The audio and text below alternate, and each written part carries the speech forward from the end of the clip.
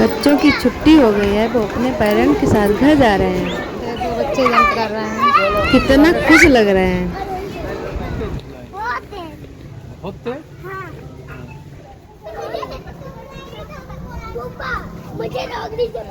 धूप बहुत तेज है। धूप तो वैसे भी तेज होती है, लेकिन इस टाइम की कुछ ज़्यादा ही तेज होती है धूप।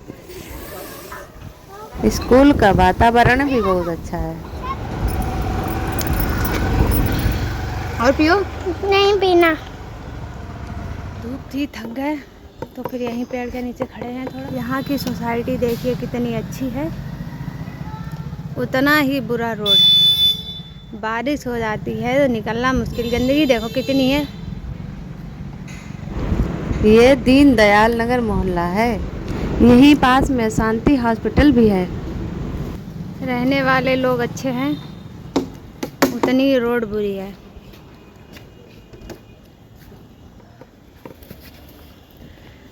जय सिया राम।